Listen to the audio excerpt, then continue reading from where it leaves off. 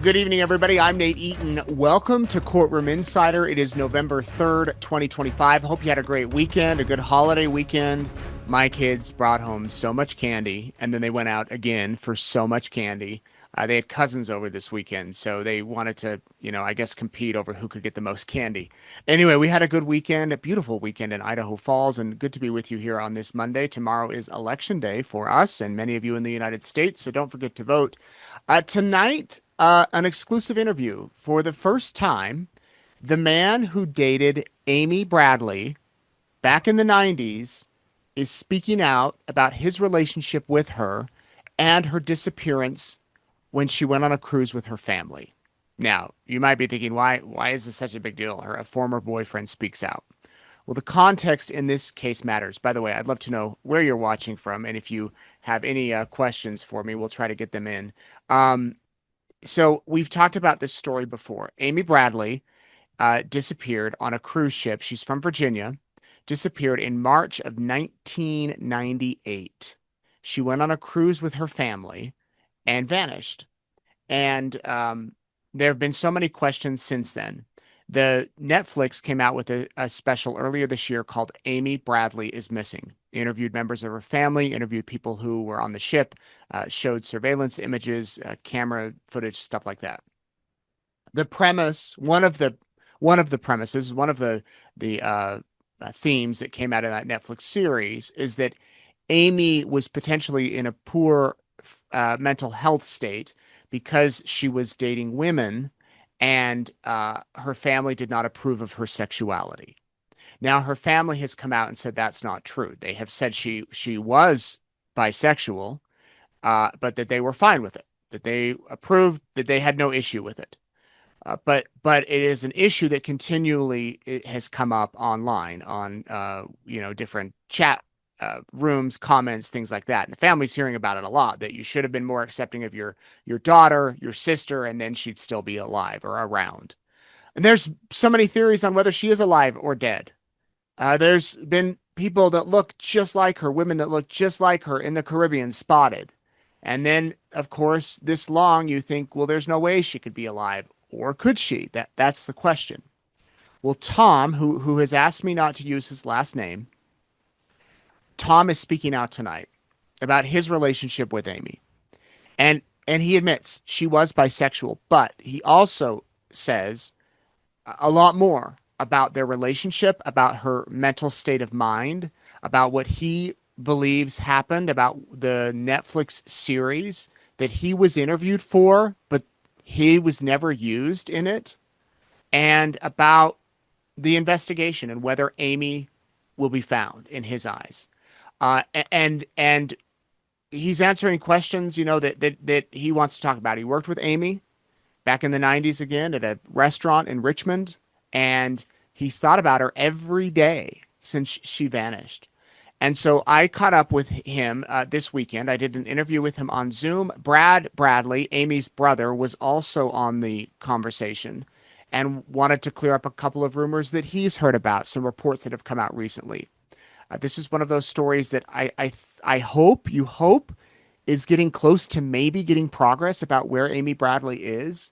And by highlighting it here, by talking about it on the Courtroom Insider, I'm hoping to at least lead to some answers. So that's kind of the background of it. You're going to see photos that have never been seen before publicly with Tom and Amy when they were dating, and hear his thoughts about the whole investigation. Joining me now, Brad Bradley and Tom, a man who dated Amy Bradley several years ago. Before we get going, gentlemen, Brad, I have to ask you about, is your real name Brad Bradley? Because I didn't last time, and I got so many people that asked me. So can we clear up that rumor right now? Yeah, I'd love to. Story of my life. First of all, thanks for having me back on. So I'm named after my dad. So I'm Ronald Lane Bradley Jr.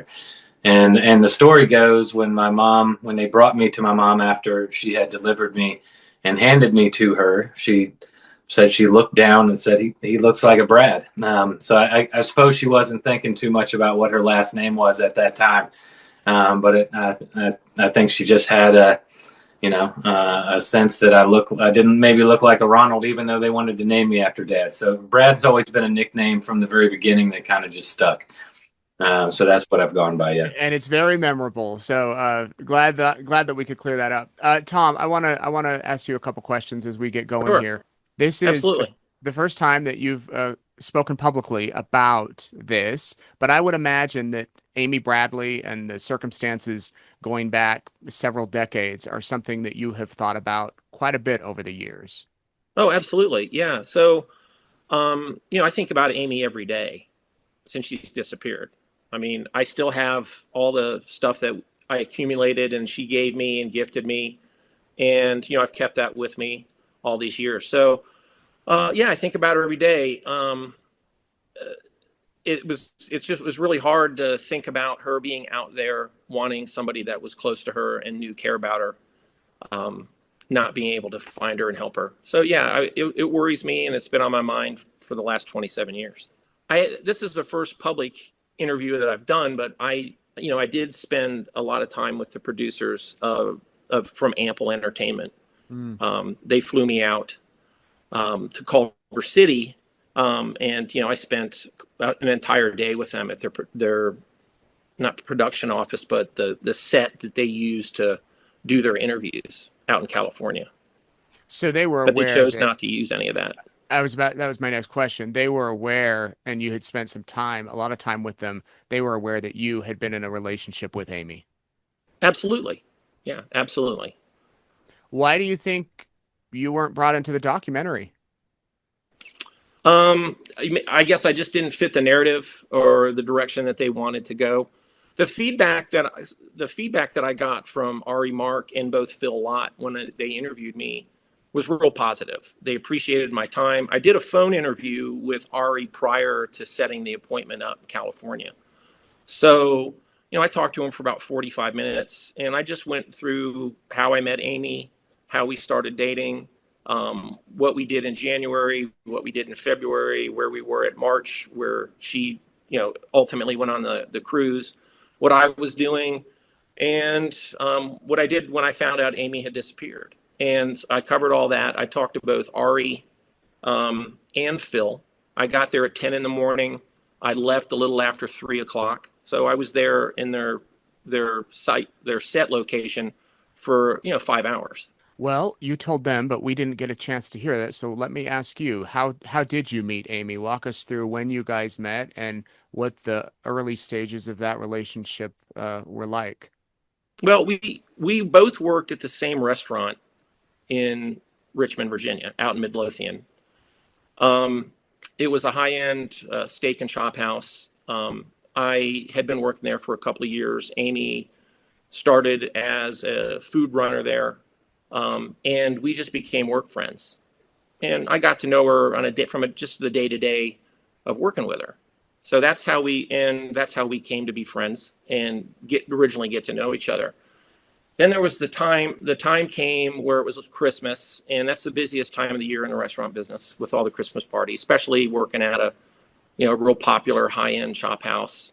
And um, it just got to the point where we were seeing each other on a regular basis at work. And she approached me one day and said, "Hey, listen, are you going to the Hollywood? Not Hollywood, sorry, they go into the holiday Christmas party."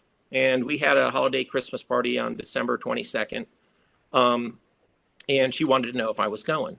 And I said, I don't know. I got to work that night. The restaurant closed early, so the folks that were working could go to the holiday party, but we were still open, and I was working, and I was on the fence on going. So this was probably about 2 weeks before the party, and she just wouldn't. She was relentless about it. She was just like, "I'm going to get a yes out of you. You're definitely going to go." And I'm like, Amy, I don't know. I don't know. I don't know if I want to go or not. And ultimately, she kind of put her foot down and said, "I expect to see you there when you get off of work." So that's the night we really kind of took our friendship to the next direction. So I got there. Amy wasn't there. I was hanging out with just other friends' work. This was a big restaurant. They had quite a few employees. It was a really large company. And so I was just hanging out, catching up. And then Amy walks in, and she was wearing this long black dress. And I'd never seen her with makeup on. She had makeup and bright red lipstick, and she looked high heels on, and she looked fantastic. And she came right over to me and pulled me out on the dance floor, and we danced, and then we just hung out together the rest of the night.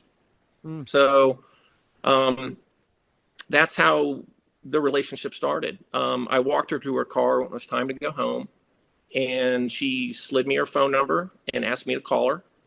And she gave me a kiss goodnight, and then I called her the next day. And that from that point on, we started seeing each other on a pretty regular basis, right up until the cruise. So, and the fact that you worked together too, I'm sure you saw each other quite a bit. Yeah, we worked different. Well, that was the neat thing about it was is that I worked a different schedule than Amy. I Mm. had a management administrative position at the restaurant.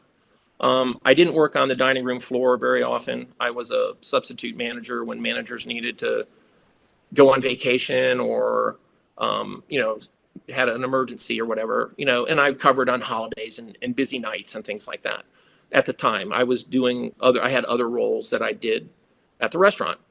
And so I didn't see her a lot, like actually during shift work.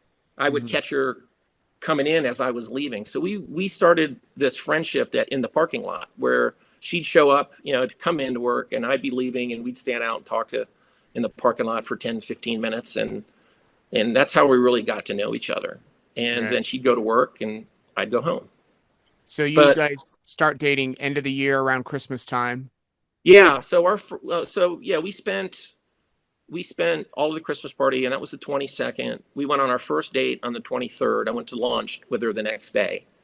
And then, we had everybody's busy at the end of the year, particularly during Christmas. The next time I saw Amy was on Christmas evening. After she did her family Christmas with Brad, Ron, and Ira, and I did my family Christmas with my family in Richmond. I went over to her house where she was living with three roommates, and one of her roommates worked at the restaurant with us, and yeah, I hung out there, and that was the start. We had to work through the rest of the week because you go straight from Christmas into New Year's Eve, and then we went on our first like really nice date on January 2nd. We went to a really nice Italian restaurant in Richmond, and then went and saw Chicago, the Broadway Under the Stars series they had in Richmond at the time. We Yeah. went to the theater. Talk about what happened in January, February, March. I mean, did the relationship progress and you guys were Yeah, still seeing each other pretty seriously? yeah. I saw Amy probably 3, 4 days a week. Um, some nights Amy was real old fashioned. She wanted me to plan things to do. It wasn't like just go out and hang out or just go out and drink at a bar or just pick her up for dinner. She wanted me to plan things, so I had to be creative. And if she didn't like doing something, she was flat out telling me, well, we're not doing that. But one thing I want to point out is that I'm 8 years older than Amy. So I was 31 when I started dating Amy. And so I ran in kind of a different social circle than she did at that time. And so the one thing about us dating is that we did things that were new to her or different for her than she was accustomed to doing with her friends from college. So, we did I don't know, more grown up kind of dates, if that's a thing. But I was more accustomed to going out to dinner and doing things that were romantic and going to see shows and going to see bands. And we did the things that she liked to do too. I mean, she was big on karaoke, loved to go out and play pool, and we would do those things. We'd factor those things into our nights. But a lot of times, I would make plans to do something, and I would get real creative and come up with a real cool date, and I'd get there to pick her up, and she'd call an audible and go, hey, my brother's in town, so we're going to go meet up with him and his girlfriend Erin. He was dating Erin at the time. Or, hey, I want you to come meet my parents. We're all going to go out and have drinks after we go to dinner, things like that. So Mhm. we made road trips. We went out of town. We went to the Outer Banks a couple of times. I'm originally from Williamsburg, Virginia. I had a lot of friends and family still down in that area, so we would make the 45-minute drive from Richmond down to Williamsburg and hang out with my friends. We just did a lot of fun things. We went out of town. We went up to DC a number of times. We, just we planned dates and did it and traveled and had a lot of fun together. Did you have a chance to meet Brad and her family, and in exchange, did she meet your family too? Yeah, sure. So Brad was actually the first person I met. We in the family, and then I eventually met Ron and Iva. Brad was home from He was home from college during Christmas break. So, once Amy and I started hanging out, I can't remember what day it was or where we went, but she's like, "Hey, we're going to meet up." I went to pick up Amy, and she said, "Hey, we're going to meet up with my brother and his girlfriend." So I met Brad first, and Brad and I hit it off right away. And we would just go out to Amy had, I don't know, 4 or 5 like local watering holes that she liked to hang out on the south side of Richmond. Mm-hmm. So we would just kind of float through, rotate through those. There was a couple places that did live music that she liked to go to. She loved to sing. So, we would go there. I had some friends that were local musicians that would allow Amy to get up and sing with them from time to time. So she really got a big kick out of that. Did she ever talk about having a rough relationship with Brad or with her parents, or, not fitting into the family? No, not at all. Actually, she loved Brad. Like I said, when Brad was, as our relationship progressed and Brad went back to school, if he came home for any reason, our plans changed immediately. Oh, I got to see my brother. He's in town tonight. He's going to only be here till tomorrow. So, she loved her brother. She called him her baby brother. She loved Brad. They were extremely close. And, it was probably a week or two into us dating that I met her mom and dad. When you date Amy, you date her family because she's so close. She's always wanting to do things with them. So, I got the opportunity to know Ron and Iva pretty well in a very short period of time. So if she's probably telling you about her family, then she obviously brings up one day that they're going to go on this cruise. Do you remember that discussion? And what did you think when, she said we're going to go on this family cruise? Yeah, I was actually, so she had moved out right after we started dating. She had moved out of the house that she was living with her 3 other roommates and rented an apartment maybe a couple miles down the road. It was still in the same vicinity. And we were sitting on the couch one day, and she came in and said to me, she goes, "Hey, my dad is going on this cruise, had won this cruise from work, and they want Brad and I to go." And she was real apprehensive. She was like, "I don't know. I don't really like boats." And I said, "Amy, look, a cruise ship is not a boat. A cruise ship is a ship. It's a hotel on the water." I said, "Short of a hurricane, you're never going to feel like you're on the water, And so I said, you'll have a great time." I was real encouraging for her to go, but she was initially apprehensive about it. Interesting. Yeah. So she goes, and do you remember, walk us through those, first few days? This was before the days of cell phones and before internet and things like that. So how did you learn that she had vanished? Brad's girlfriend at the time, Erin, had called me. I had subsequently left the restaurant that we were working at together.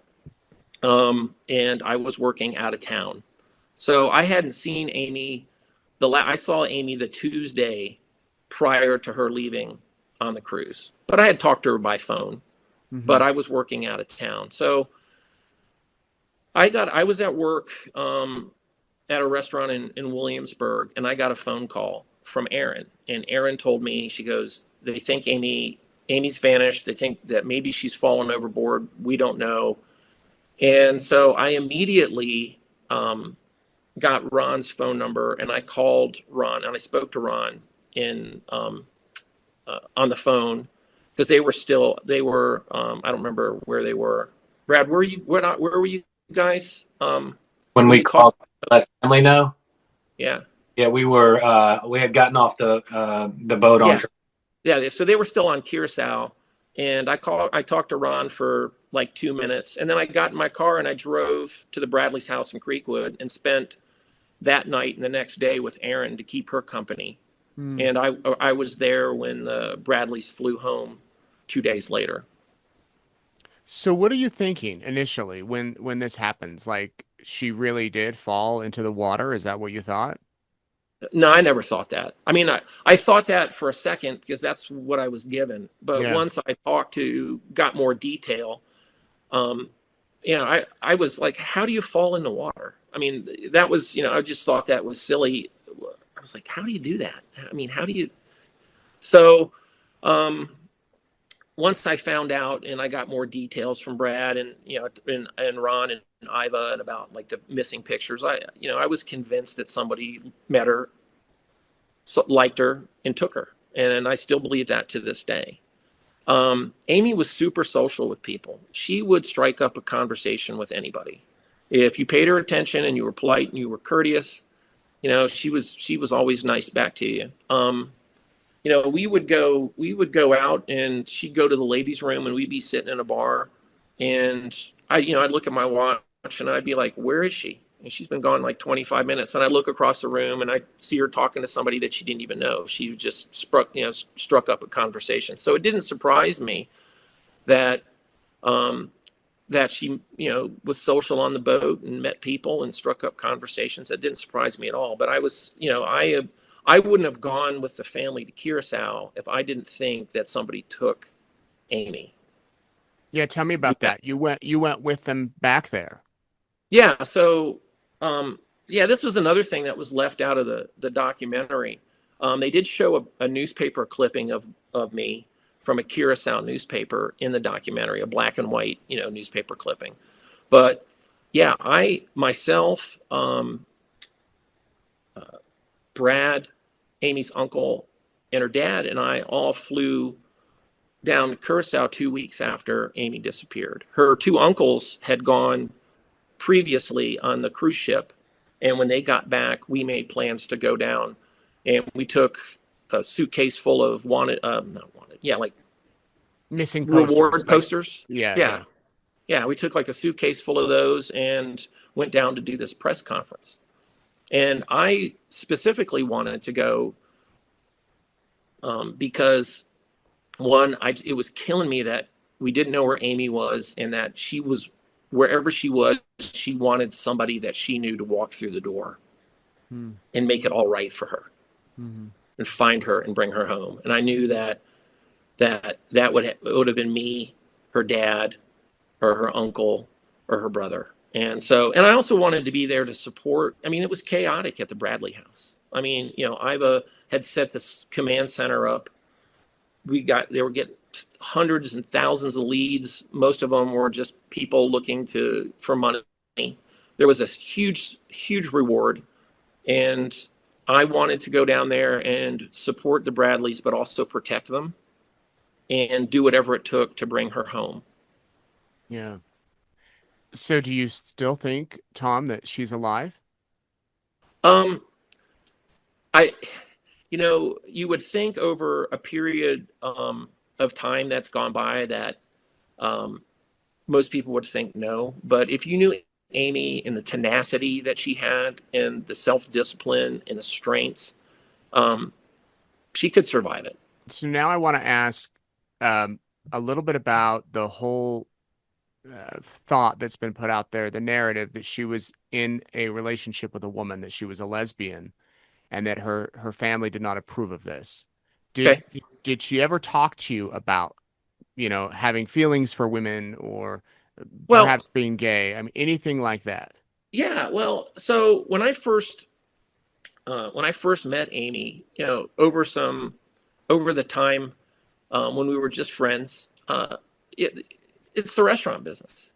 The restaurant business is full of the rumor mills. Everybody talks. It's a very social work environment. I don't know if you've ever worked in a restaurant or not, but you become kind of a family. You develop cliques and friends, and you go out after work together and things like that. And I had heard that Amy was a lesbian, and I never gave it much thought.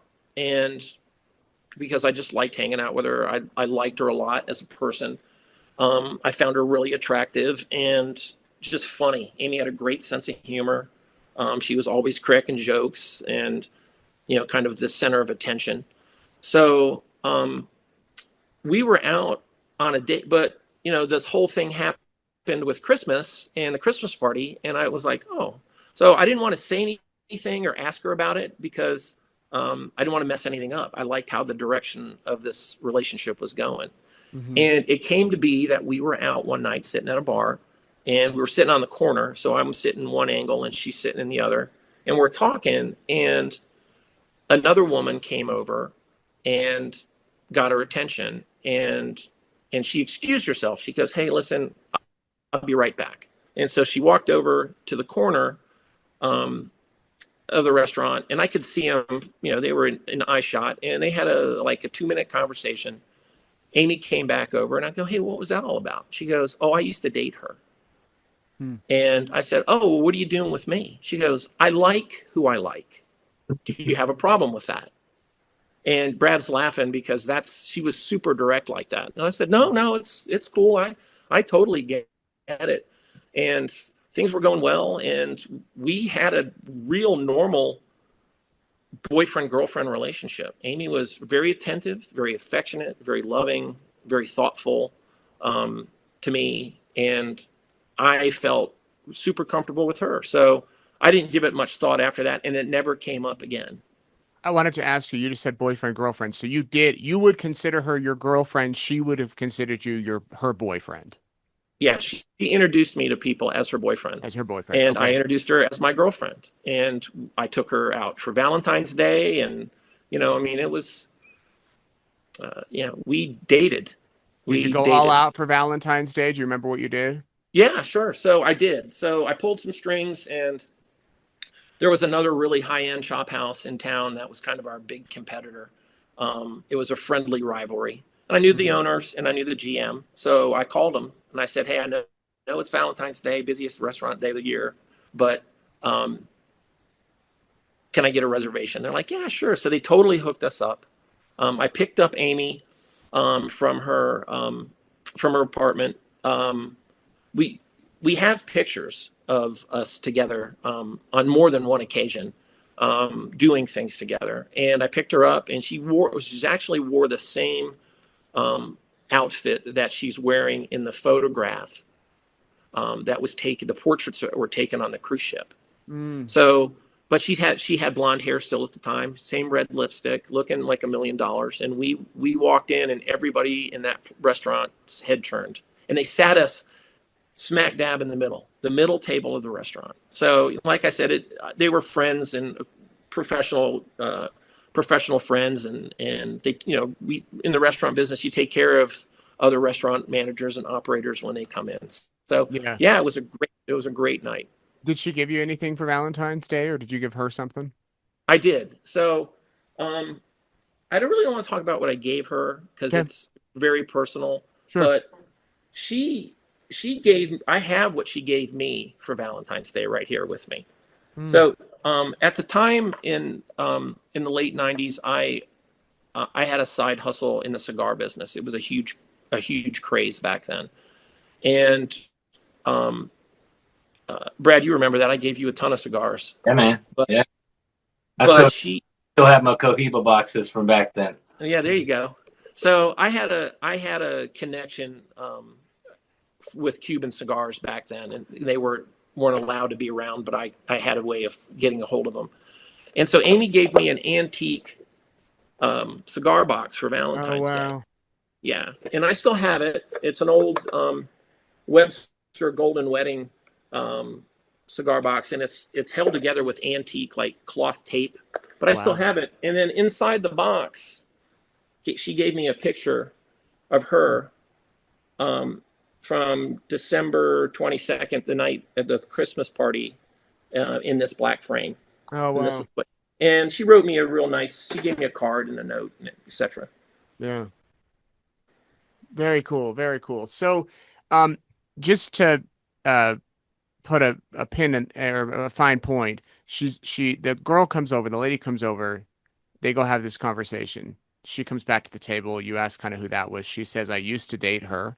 and then I like who I like. Did she Right. seem at all like stressed or worried or concerned about her sexuality or the fact that she had dated this woman or that her family might not have been accepted? It seems to me the way you tell the story is she was very comfortable and it is what it is, and she was able to live her life. Well, I never brought it up again, and I Hmm. never asked her mom and dad about it, and I never asked her brother about it. But I can tell you the amount of time I spent together with the Bradleys as a whole, or either with Brad or with Ron and Iva together, or all of them together, or just that I saw no tension in that family at all. None. Amy loved her dad.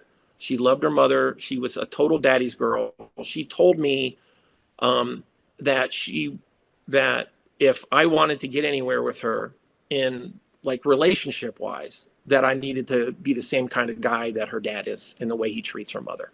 Mm. So, that was, and I'm from the South. I grew up down there. I had very well mannered parents. I grew up to be a very polite young man and gentleman. And when I was 31 years old, I was a very respectful uh, boyfriend, and I treated Amy with a tremendous amount of respect, and she in return was very kind and thoughtful and respectful to me too. And I never saw any tension in their relationship. Yeah.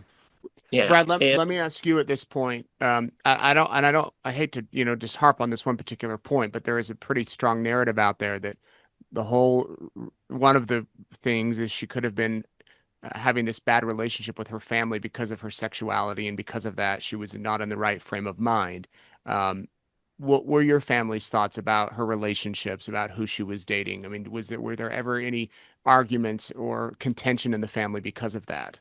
No, I mean, Amy had come out as bisexual to my family, more than 3 years prior to that cruise.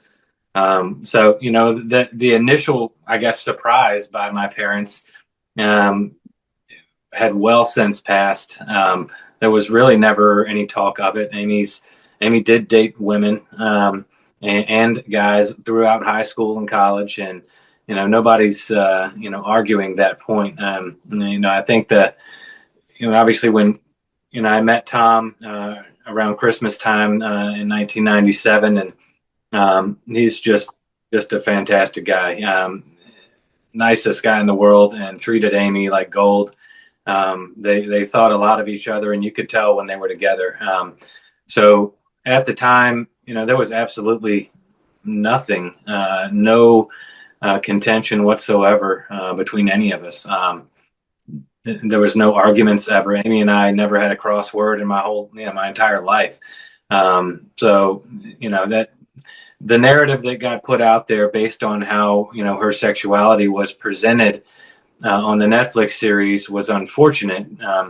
Again, not because that doesn't tell part of her story, but that it doesn't tell the whole story. It doesn't tell, for Tom to be left out completely with the feelings that they shared for each other and the time they spent together.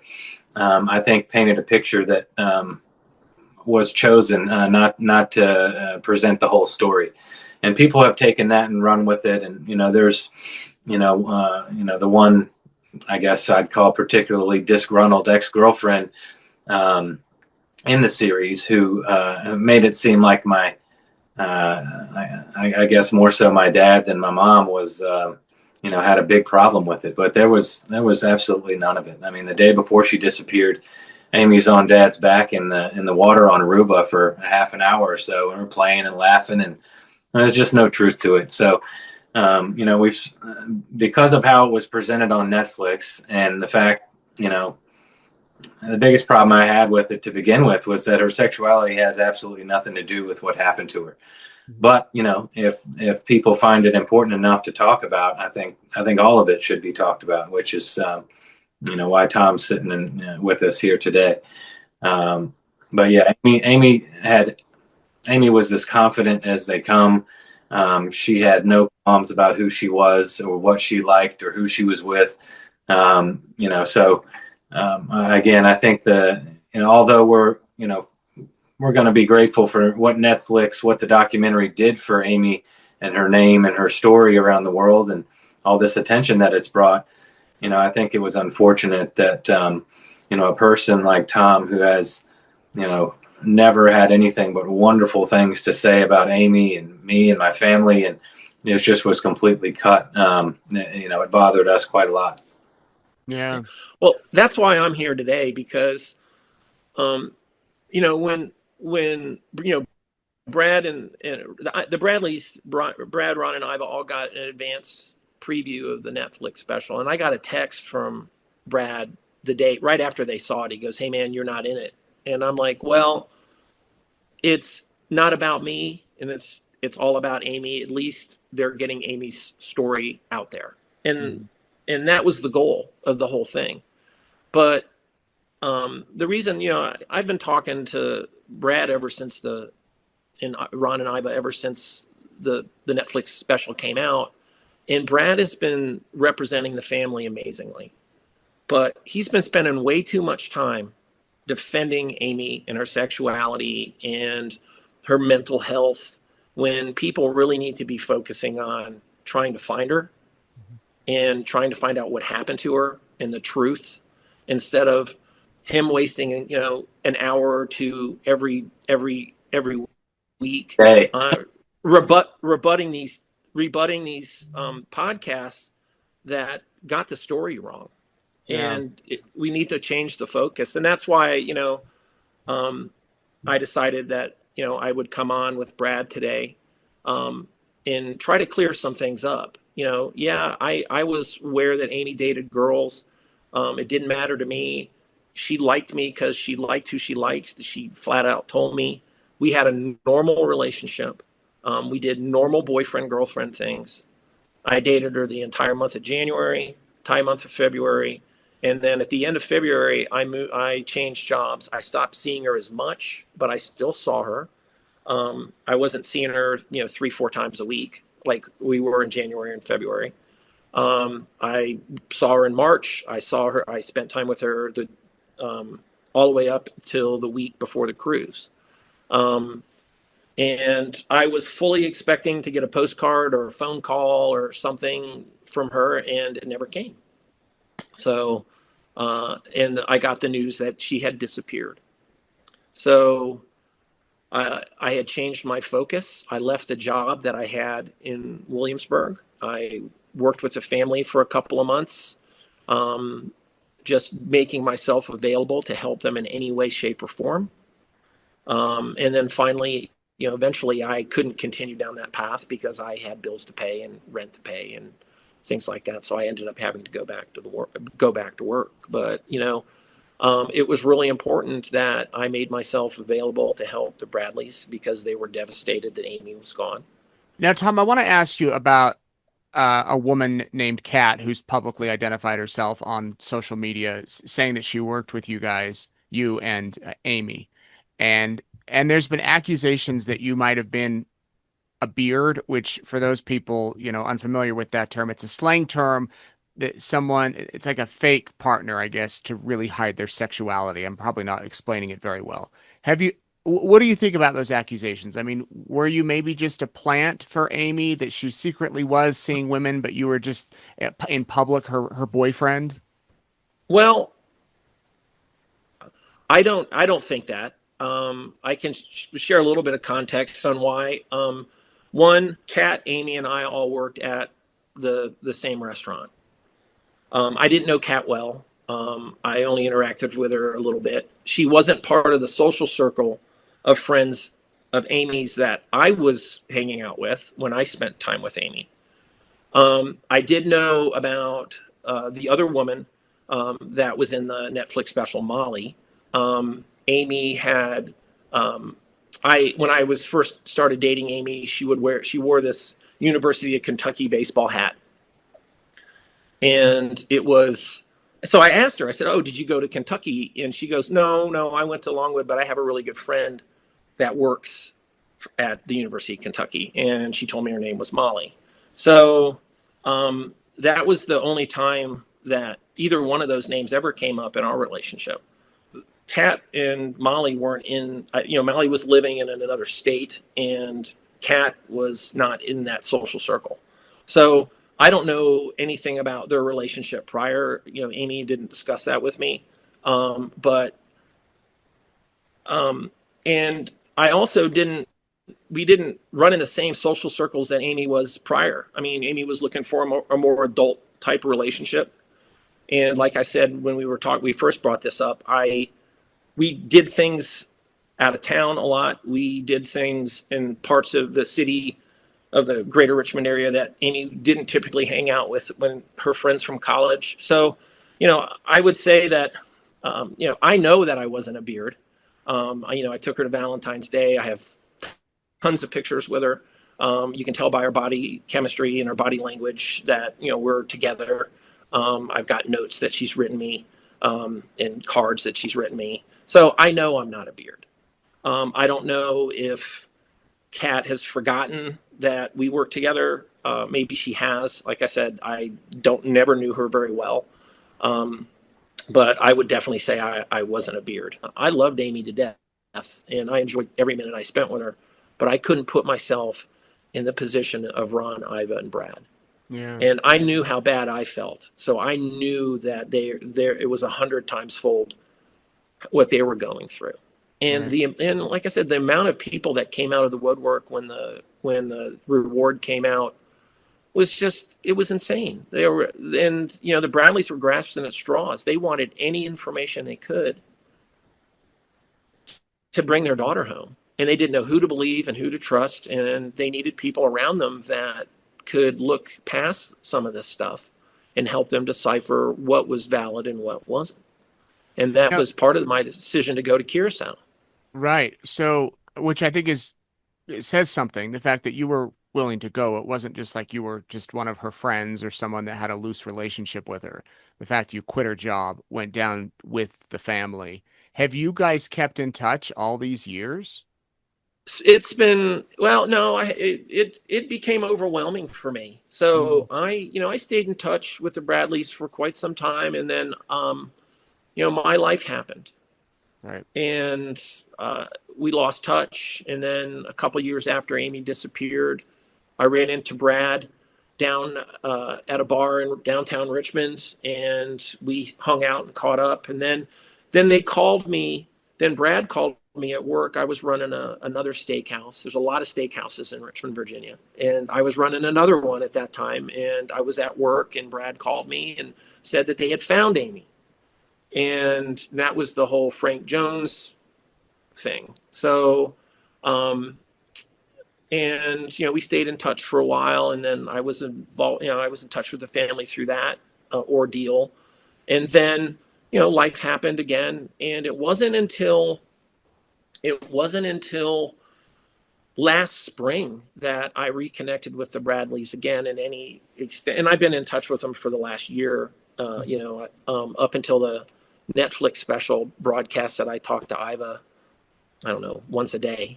But it wasn't until I got a phone call or a text message, actually, from James Renner last spring. I got the gentleman who's writing the book about Amy, or has written a book about Amy. So I got a text message from him, and I was wondering how he got my information. So I called him right back. I was driving home from work, and I called him in the car, and we had about a 15-minute conversation, and we just touched base on, yes, I'm the Tom that dated Amy. Yeah, I went to Curacao. I told him a little bit about the trip. I told him about, touch. We had like I said, about a 15-minute phone conversation. He asked me to do an extensive interview with him because he was planning to go to Curacao, and wanted some details about our trip so he could go to those places. And I said, well, before I share anything else with you guys or with you, James, I said, I really want to make sure that this is okay with the Bradleys, because I'm very protective about Amy and her image and my memories of her and in the Bradleys. Right. So I ended up James actually gave me Brad's phone number because I didn't have it, and I sent Brad a text, and Brad sent me a text and said, yeah, we know Renner. He's writing a book. We can't officially work with him because we're contractually obligated to the production company making the Netflix special. But if you want to talk to him, go ahead. a few days later, I get a text from a woman, I think her name was Jessica from Ample Entertainment, saying, "Hey, are you the Tom that dated Amy Bradley and went to Curacao?" And I responded. I said, "Yeah, I'm that person." And they responded back by text like, "Well, we'd like to talk to you." And I said, "I don't know really what I can share different than what Ron and um, and Brad can share because we all went together." Mm-hmm. Because there was no mention about, like, in the text message about my relationship with Amy or my friendship or anything. That it was just about the trip to Curacao. And I Right. was a little apprehensive because I didn't know that I didn't know at the time if I wanted to participate in any formal interviews or contribute to a book or anything like that. So some time passed, and then Iva reached out to me, and we caught up and we had a lengthy conversation. And she had told me that things didn't go as they planned with James Renner, and they weren't going to continue working with him. So I never followed up with Renner. And then, but she asked me if I would get back in touch with the folks from Ample. They were very excited about the possibility of the special and what it could bring, and how many, she started giving me the statistics about, how many countries would see the special and how many millions of people would learn Amy's story. So I said, sure. And subsequently, the woman I reached out wasn't working on the project anymore, and Ari Mark reached out to me. So I ended up having, we're going back to where we started our conversation today. Um, I had a phone interview with Ari. I explained, like we're talking now, and I went through my history with Amy and how I knew her, and what we did together. And and then over the course of probably a month, the arrangements were made where I went out to Culver City. And that was last October. So that was October of 2024 is when I went out there. And then I subsequently did my interview. Okay. And so your overall takeaways from the documentary, what'd you think when it came out? Well, I mean, you can only fit so much in 3 hours. There, I think ultimately, it did its job. It got the story back out there and brought Amy to the forefront again, and got millions of people talking about it. I don't think that it helped the case at all, um, focusing on her sexuality, listen, and the fact that she had a or implying that she had a poor relationship with her family, because that wasn't the reality of the time. Amy, the Amy Bradley I knew, first of all, was making more money than she'd ever made because she had been promoted to a server at a high end steakhouse in Richmond, Virginia, which was also the busiest restaurant in the city. She had just gotten a new place. She loved her dog. She was getting ready to get another dog. She was planning on getting a master's degree. She was going to work for her aunt. I mean, she had a lot of positive things going on in her life. I never saw her um, uh, upset. She never had an unkind thing to say to me. And I never saw her treat anybody like that. So I don't feel like she was in a poor mental health state when she went on the cruise. The other side of that is that it really detracted from people looking for her, because everybody, you take, if 6 out of 10 people follow the narrative, that's 6 out of 10 people that aren't going to be out there helping trying to find Amy. Hmm. So it was, instead of 10 out of 10 people trying to find Amy. I don't, they also, there's a lot of things, her two uncles were very devoted to her. They immediately went on the same cruise, did the investigation. I felt like, I was really excited that they focused on Yellow. I really was excited that they got his daughter involved. I was really excited to see that. So, I mean, there's a lot of positive things in the 3-part special that I was really excited about. But all in all, I felt like they wrapped it up in a way that was unproductive to finding Amy. Do you think that this case will be solved? Well, I hope so, and I pray that will. And I feel like the specialist certainly, from what I can share and what I've been told, and some things I can't discuss. Hmm. I feel like they're on track to get to the bottom of it. And that's what the family wants to find out. They just want to know, is Amy alive? Is she not alive? What happened to her? Who took her? And let's get to the bottom of it. And I hope and pray every day that she's still alive. She had a lot of tenacity and a very strong, independent person. And if anybody could survive something like this, Amy could.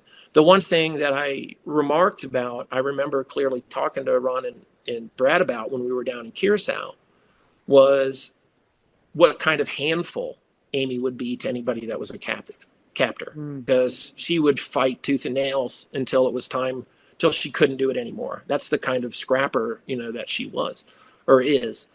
Um, and, you know, it, it's, I talked to Brad about this the other night when I was talking to him on the phone driving home from work. I'm like, I don't know how Brad continued his life. And Ron and Iva continued their life, but Brad ended up, finishing college, getting an advanced degree, has a very successful career. And, I was like, how do you stay focused? How did you continue your life? And he was like, well, I lived my day every day in the actions that I did. I did them based on, would my sister be proud of me or not? Mm. And, and that's kind of sums up how I felt too. I just, if anybody can survive this, Amy could survive it. Hmm. And Brad, I'd love to see her walk through the door of one day of her parents' house, or worst case scenario, we found out really what happened to her. right. And you know, I think the Bradleys deserve that. The people that care and love Amy deserve that too. Yeah. Brad, what can you tell us? Are there any new developments since we last spoke, since the docuseries came out? Yeah, there are several, some of which I can't speak on publicly at this point. But as I've put out on social media, we've been making a strong effort to contact state and local and federal officials, and getting their help, kind of pushing what I would call our requests to our government forward. We met with Senator Grassley's team with the Senate Judiciary Committee. They sent a letter about 2.5 weeks ago to the DOJ and FBI and some other folks. And we met with Winsome Sears, Lieutenant Governor here in Virginia. We met with Jason Yaris, the Attorney General's office here in Virginia. They're about to send a letter in kind to the same people. I was on the phone the other day with the representative for Representative John McGuire in his office, who are also trying to help. And so some of the asks that are in those letters, we're kind of holding close to the vest right now and don't want to share those. We're working with some other people and or organizations that, again, I can't talk about right now, but there are a lot of things happening that are exciting. And we're hopeful that, that something comes from it. Like Tom said, we don't know if Amy's alive. We feel that she is, and I don't know how to make sense to people what that feeling feels like to me and my parents. So we don't know if she is alive. We don't know if she's alive, where she is. We do think we have a pretty good idea who was involved in regard to what happened to her that night, and we're working on accountability for that person or those people. All I can say is we're advancing our efforts. I still feel like we're picking up momentum. After the show came out, I was awful afraid that much like has happened many times with other shows, and the story's renewed for a period of time, and then everybody kind of loses interest with the news cycle, changing, and something happens in the world. I don't feel really like that's happened in this case this time. This morning I was contacted by a congresswoman, who I won't share names yet, but she's, we still have people reaching out that want to help us, and asking what they can do for us. So we're just pushing as hard as we can, and we're going to continue to until we're presented with a reason that tells us that it's futile. And as of yet, we haven't been presented with any reason. Well, I think it's been helpful, Brad, that you have been so proactive on social media, responding to people, answering their questions. Are there any rumors or misconceptions or inaccuracies out there that have popped up since we last spoke that you want to address? Yeah, plenty. That So there was a recent article that came out in the Hollywood Reporter. I since spoke with that reporter that put that story out. When I first read it, it was news to me, and I'm like, it stated that the bar worker that yelled "Senorita" kidnapped that Elizabeth Lewis had testified to in the grand jury had come forward, and that investigators were meeting with her and speaking with her. Untrue. It's unsubstantiated, uncorroborated. Our investigators, our family, our attorney, our whole team, nobody knows anything about it. So that girl, we still don't know who she is. We never have. So that's an untrue statement. There's a suggestion that Amy may have a child or children. I think that's purely speculative at this point. I don't know of any information that would prove that. So there was an AI video, and there's been a couple, and a new one I saw yesterday actually, that is put out on YouTube. And it just so happened that a number of the things in the Hollywood Reporter article mimic, kind of echoed what was in one of those AI videos I saw. And I spoke with the reporter again, and he, denied seeing that video. He would not share his source with me, which, I can respect. But so, yeah, we don't know where any of that information came from. There's a new one about, I guess, a girl who was trafficked that has come forward saying that Amy gave her Longwood college ring, this silver ring that was in a box, and she's had it for 20 some years. Don't know anything about it. And so there's several things that pop up, which, I partly appreciate, because it sparks a lot of interest and a lot of chatter, and people kind of, you see the story kind of coming down, and then it kind of pops back up and pops back up. So I don't hate really when things like this come out. It does cause me to have to spend quite a lot of time refuting these things online and in social media, where people ask, is this true? Is this true? Is this true? And I just have to kind of repeat myself ad nauseum.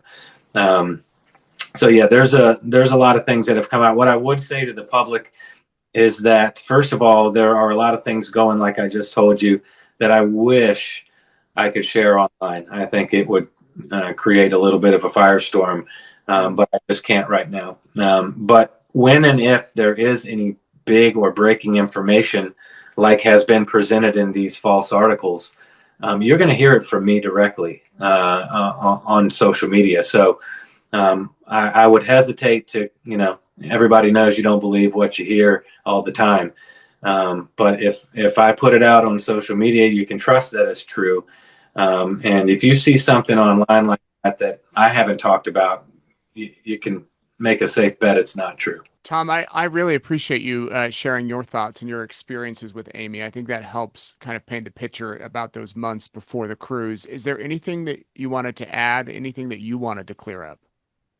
Well, yeah. So, I don't have a big social media presence at all. It's just something that I don't know, just don't do. But fortunately, I can view a lot of these things without having an account. They're either reposted on YouTube, or you can view, videos and stuff that are on Instagram and stuff. So I've kept up on all of Brad's interviews, and then there's been a lot of people that have been helping the Bradleys on social media, particularly on TikTok, that have been testing some of the theories and been very helpful. And I've heard a few things, and so I wanted to touch base on a couple things. Remember, I was with the Bradleys Ron and Brad and Paul the entire time we were in Curacao. Mm-hmm. I was driving the vehicle when we were coming back from a day search when Brad heard Amy yell his name. I was driving and I heard it too. So and we had a conversation and we turned around, and unfortunately we didn't find the vehicle, but I heard it too. The other thing You is both heard it. You're I sure heard, you yeah, heard it. Yeah. I heard The I car. heard someone. Yeah, we were sitting right next to each other but I was driving. You have to be 25 to rent a car. So I was driving one, and Ron was driving. We had two cars.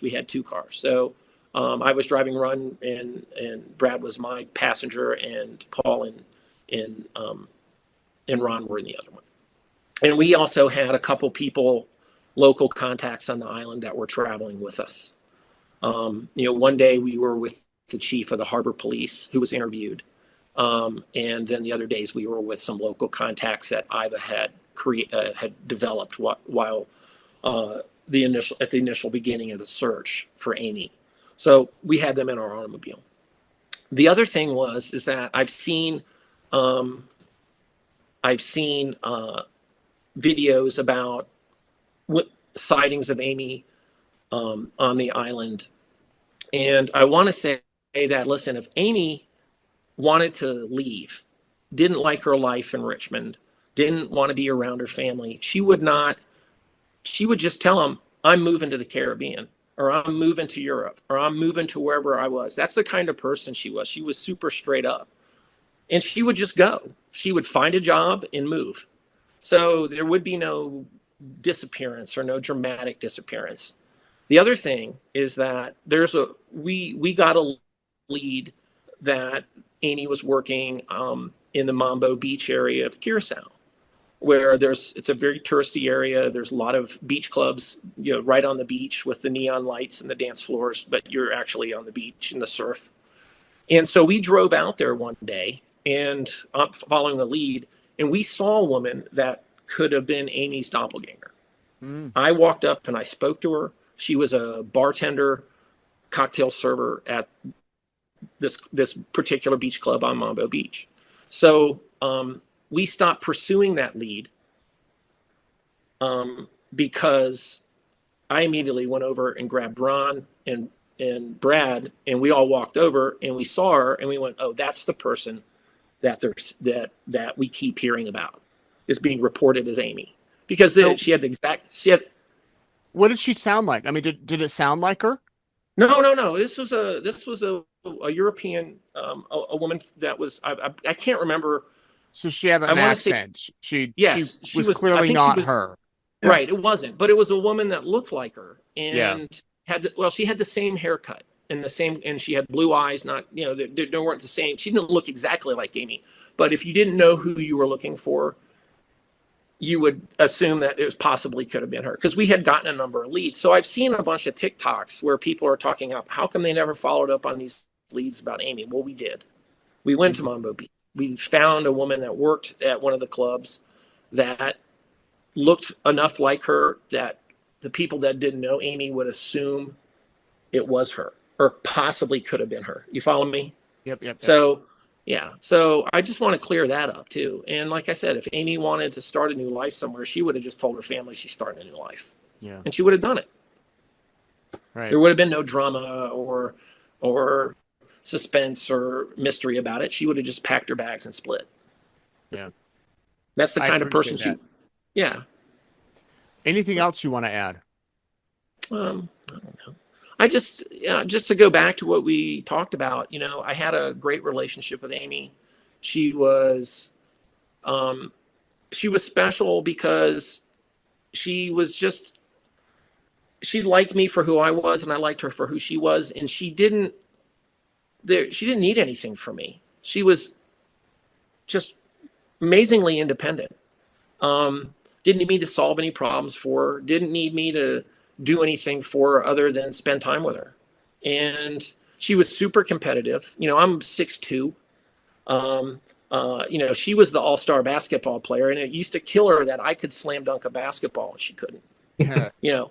So it just used to make her, but she could outshoot me, out dribble me.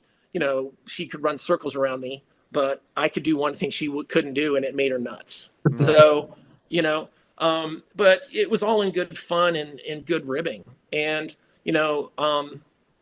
I talked about her like making audibles when we would make dates. She would go, hey, let's do this instead.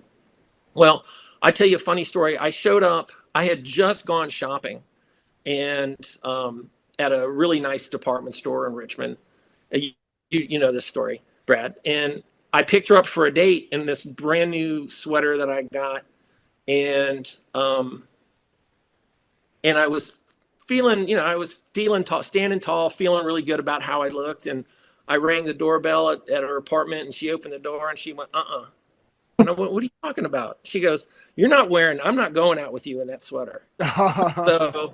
So I said, what are you talking about? I love this. I just bought this today. And she's like, you need to go to the store and buy something else or go home and change, because I am not going out with you in that sweater. I hope you kept the receipt so you could return it. Yeah. Oh, no, I kept it. I liked that sweater a lot. I just never wore it around her again. There you go. That's the kind of person, Amy was. She was just straight up. She told you how she felt. She was, she was real sweet about it, but she wasn't leaving the house until I showed up in something else, Yeah, didn't she? What's that? He renamed you. Oh yeah. Sorry. So, I go by Thomas. That is my name. All my friends address me as Thomas. And even when I knew Amy,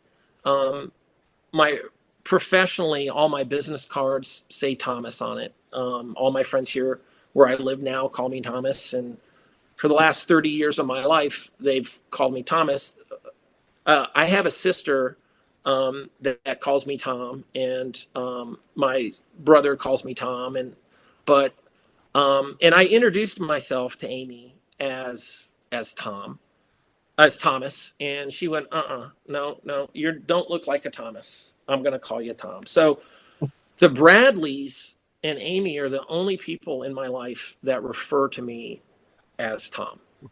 Well, I guess I am now too, Tom. Well, Thomas, yeah, that's fine. Tom, yeah. Well, I don't want to confuse anybody. Right.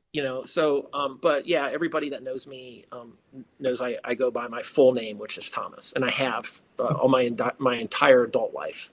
Yeah. So, but Amy didn't like that. She thought it was too formal, too snobby sounding, and just dumbed it down to straight old Tom. And and I was okay with it because I liked her, and she could call me whatever she wanted as long as she wasn't calling me a four-letter word. So right. Brad, what do you want to add?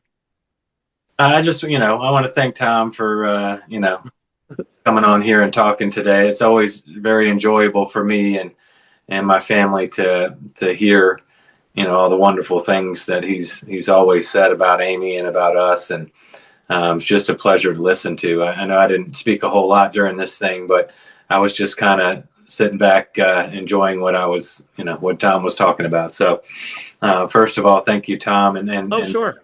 Nate, to you for having us both on, and again, this whole thing that we did today, this interview is not in any way to refute the fact that Amy dated women. I mean, she obviously, and, but everybody online took it and ran with it when they don't really know Amy. They don't know Amy at all, and they don't know her story. They don't know what she was all about back then. And I thought it was important if we're going to talk about it, let's talk about it. And I'm glad Tom was willing to come out today. And sorry that he wasn't represented in the same way on the documentary. Would have saved everybody a lot of time. Talking back and forth online to the trolls that like to say the things that they say. But this was just to talk about Amy and give people a better picture of who she was from another person who knew her very well and cared a lot about her. And I hope that did that. Absolutely. Tom, share the name of the website. How can people follow the updates? So yeah, well, I think you meant Brad. Sorry, I said Tom. Yeah, I meant Brad.